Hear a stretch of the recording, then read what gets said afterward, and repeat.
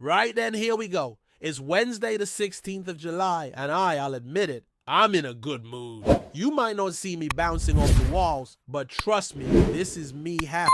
And if you're wondering why, it's simple. First off, Celtic are back in action tonight. Proper football. Not some closed-door kickabout or a behind-the-scenes training match, but a real game. We're facing strong opposition, and it should give us a decent test, a proper look at where the squad's at. But that's not the only reason I'm buzzing. While most of you were fast asleep dreaming of title wins and Derby Day drama, I was here putting this video together and news started trickling through from Japan. Straight from the source, right off the press.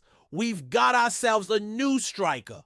Folks! And I know rumors have been flying about for a while, but now it's concrete. Yamada, welcome to Celtic, lad. Now the official word came from Kawasaki Frontale. Their statement read something like, "We would like to inform you that Arata Yamada," which, let's be honest, sounds like a dodgy translation. We all know who they mean. It's Shun Yamada, not a new player with a different name. That's just a wee hiccup in translation. What matters is the message. He's leaving the club after today's activity, the 16th of July, to finalize his transfer to a club overseas. We all know what that means. They didn't name Celtic specifically, but come on, it's not exactly a mystery, is it? And in classic Japanese fashion, there'll be a farewell. After today's Emperor's Cup third-round match against SC Sagamihara, Yamada will speak to the supporters. It's a lovely touch, that. It's quite common in Japan. Players moving abroad often get the chance to say a proper goodbye to their fans. It happened before when Kyogo left, and again more recently. Japanese clubs really value that connection between player and supporters. It's respectful, it's classy, and I'm all for it. Now the article that accompanied the statement from Spanici claimed that Yamada will be heading to South Korea for a medical check. Bit odd, that. Maybe another translation thing, or maybe his medical's being done there for some reason. Who knows? Either way, the next step after that is clear. He's off to Scotland to finalize the deal. That much is obvious. He might not feature in tonight's cup match, and if he does, I'll be stunned. No way Kawasaki risk him getting injured if he's on the verge of a big move. But apparently he'll still be at the game. And fair enough. Maybe he wants that last moment with the fans. He's just come back from South Korea after being away with the Japan national team for the East Asian Championship. Interesting wee detail here. Yamada only featured in the first match of that tournament. Came on in the second half against Hong Kong when Japan were already 5-0 up. Didn't get any minutes in the next two games. So what can we take from that? Well, clearly he's not first choice for the national side, even though that squad was made up entirely of J1 League players. But let's not read too much into it. Remember how Kyogo and Reo were treated by the national team coach. Even Daisen Maeda doesn't always get picked. Being overlooked for Japan doesn't mean a player isn't quality. We've seen that before. What we do know is this Yamada's on his way to Celtic. The Japanese media is all over it, and Celtic Twitter, well, at the time I'm recording this, they've not jumped in with their usual banter just yet. But if you scroll through Kawasaki Frontale's post about the transfer, you'll see a flood of replies from their fans. Now I had a wee look through them, and to be honest, the translations are all over the shop. Some of them don't make a lick of sense, but there are a few golden nuggets in there. One fan says, "Thank you for leaving the transfer fee. If you're going to Celtic, I'd rather you stayed at Kawasaki." That one's a bit cheeky, suggesting Frontale are better than us. Bold shout, that. Another one seems more philosophical. Talking about whether there's enough strength left to carry on, maybe referencing the club's recent struggles or reflecting on life. Hard to tell. But here's the thing, while some are wishing him well, nobody seems heartbroken. There's respect, and well wishes, but not devastation. That tells you something. Maybe if he was in top form like he was last season, the reaction would be different. But this season, he's not quite hit the same heights.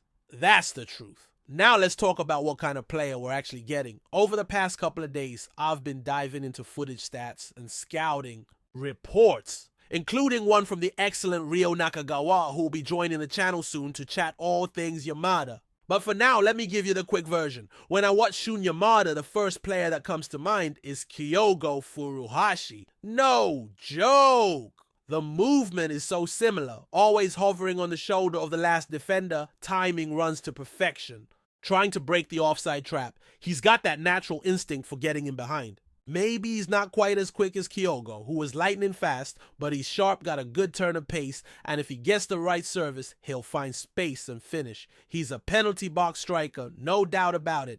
Loves a scrappy goal of poachers. Then finish, and believe me, that's exactly what we need. He might not be tall, but he's stocky, strong. Bit like Scott McDonald back in the day. Not the biggest, but you couldn't knock him off the ball. He knows how to use his body, and that makes a difference in tight spaces. One stat that jumped out, last season nearly 40% of his goals were headers. For a guy his height, that's impressive. It speaks to his movement, his ability to find half a yard in a crowded box and make it count.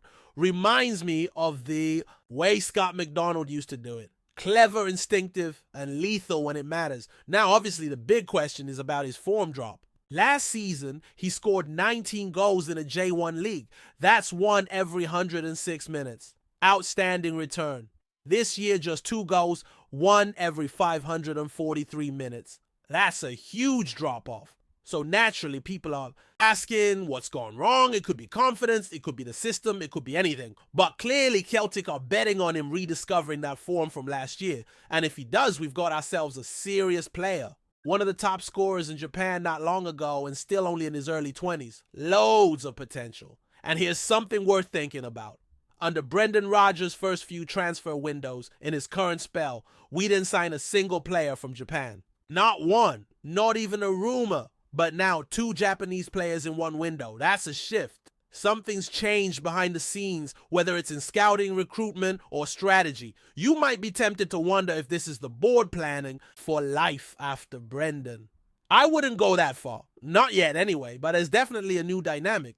Maybe the club is building a recruitment structure that isn't entirely reliant on the manager. Or maybe they're just recognizing the value in the Japanese market again after the success of Kyogo Hatate and the others. Either way, it'll be fascinating to see how Brendan responds when asked about Yamada. Is this another development signing, as he called previous recruits? Or is this a player he sees coming into the first team straight away?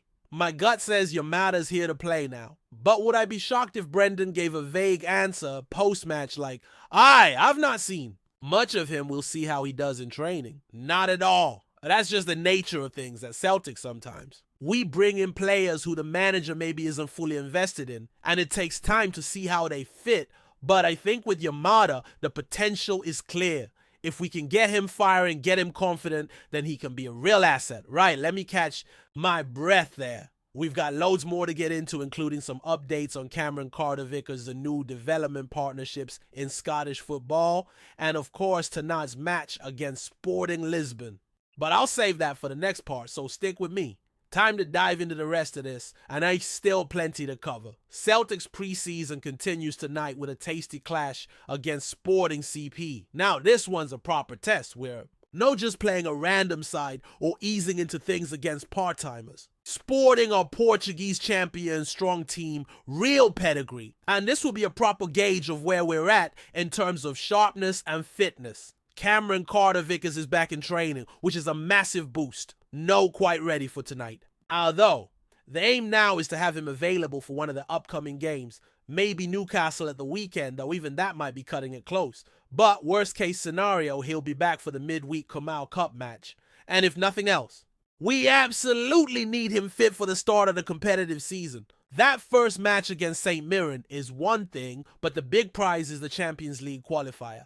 That's where we need our big players on the pitch. And with Carter-Vickers marshalling the defense, you just feel that bit more assured. Honestly, whoever we get in that qualifier, just knowing that Cammy is there at centre-back makes a world of difference. The whole shape of the team changes when he plays. The calmness, the communication, the reading of the game, he brings it all. And if we've got ambitions of progressing in Europe this year, then he needs to be at the heart of it. So I don't expect him tonight, but the fact he's back on the grass taking part in sessions, it's a big step forward. One player who will feature tonight, though, is Kasper Schmeichel.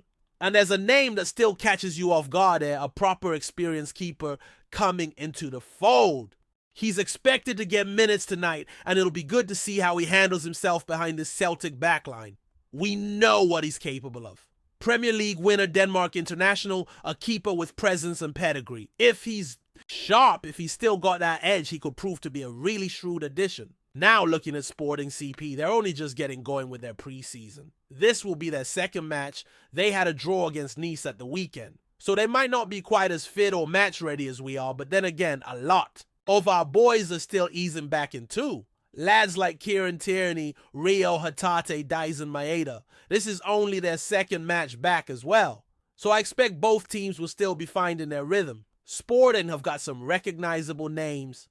Two, but perhaps most notably missing tonight, will be Victor Gyökeres. He's been making headlines all summer, and from what we're hearing, he's basically on strike, hasn't come back to training, and is pushing for a massive move to Arsenal. 60 million quid they're talking, which tells you all you need to know about the level he's operating at. So from a Celtic perspective, maybe it's a blessing he's not involved tonight.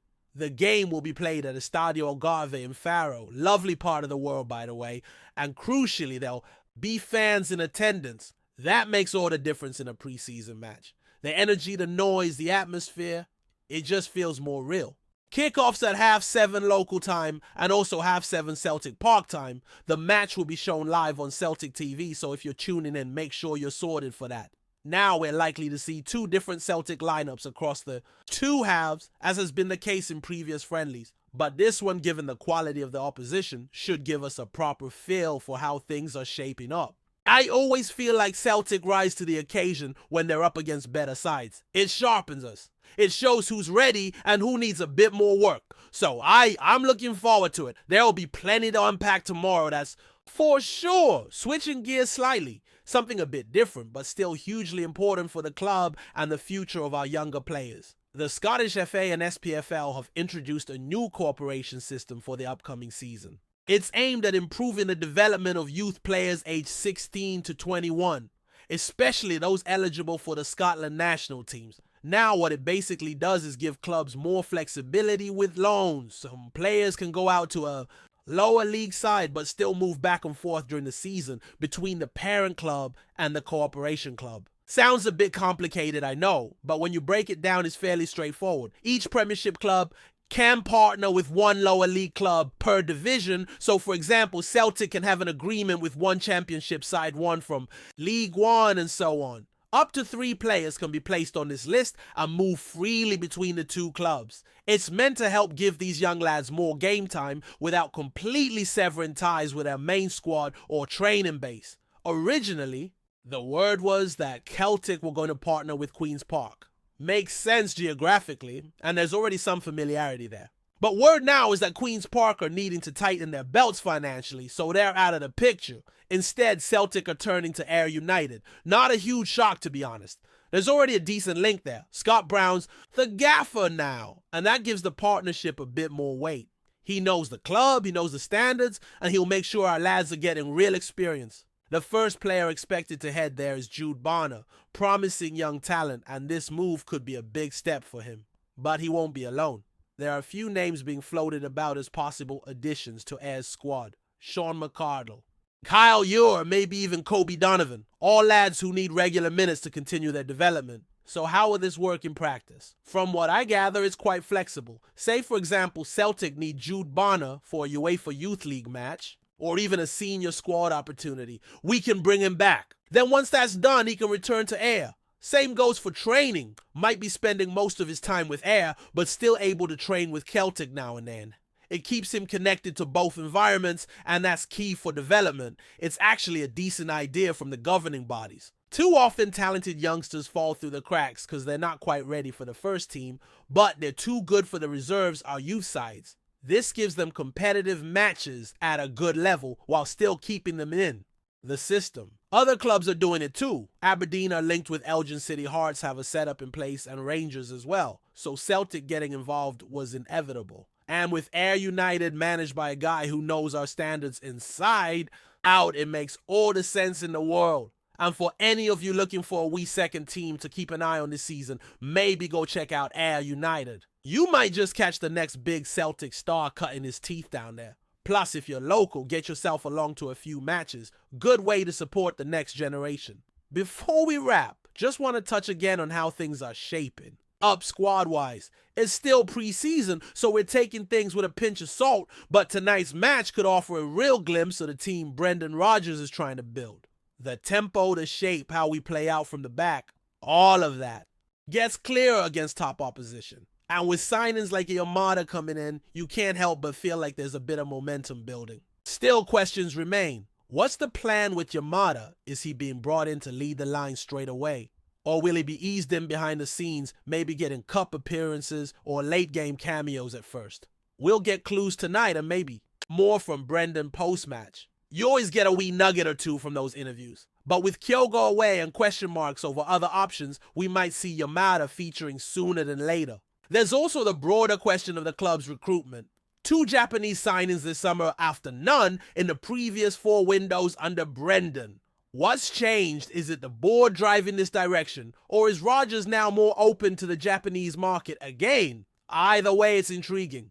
It suggests the recruitment structure is evolving, and that can only be a good thing if it means finding value and quality from markets where others aren't looking. And listen, I know it's only preseason. Results don't really matter, and the main thing is fitness and preparation. But when you face a team like Sporting, you want to make a statement. You want to see flashes of the football we know this team can play. You want to see new players' betting systems starting to click and signs that this season might just be something special. We'll see how it unfolds. I'll be back tomorrow with full reaction breakdowns, hopefully some goals to dissect, and maybe even another signing on the horizon. But for now, all eyes on tonight. Sporting CP versus Celtic, 7:30 kickoff. Let's get a look at our boys. Before we proceed, subscribe to our channel and enable notifications to receive all exclusive news about Celtic FC. Don't miss any details about your favorite team. It's extremely important for Celtic FC fans. Whispers are growing louder around Celtic Park, and it seems the boys may be about to launch yet another strike from the Far East. Word on the streets of Glasgow and echoed in the corridors of Lennoxtown is that Shin Yamada, the exciting Japanese talent, has been confirmed as the latest addition to Brendan Rodgers' side. But while official club statements remain tight-lipped, the chatter among fans and pundits is reaching fever pitch. Yamada, known for his sharp footwork and vision well beyond his years, could be the latest gem unearthed in Celtic's increasingly fruitful Asian scouting network. With the success of Kyogo Furuhashi, Reo Hatate, and Daisen Maeda still fresh in supporters' minds, the possibility of another Japanese player pulling on the green and white hoops has sparked a wave of anticipation and no shortage of speculation. Sources close to the club suggest Yamada has already touched down in Glasgow, perhaps even posing for those iconic signing day photos behind closed doors. Some eagle-eyed fans claim to have spotted him near Parkhead, though the club remains silent for now. Whether it's an imminent unveiling or simply smoke without fire, the buzz is undeniable. The move, if confirmed, would signal Celtic's continued commitment to the Asian market, a strategy that's paid off handsomely both on and off. The pitch. With the Premiership campaign looming and Rodgers aiming to bolster his attacking options, adding a dynamic, technically gifted forward like Yamada could prove a masterstroke. Still, until the ink dries on the paperwork and the jersey is held aloft, it remains a rumor, but one that's quickly catching fire across the city. Keep your eyes peeled, Hoops fans. The land of the rising sun may yet shine again over paradise. Hello, fan. Don't forget to like and subscribe to the channel, as it means a lot to Celtic FC. Also, share your opinion about the news in the comments below. See you in the next video.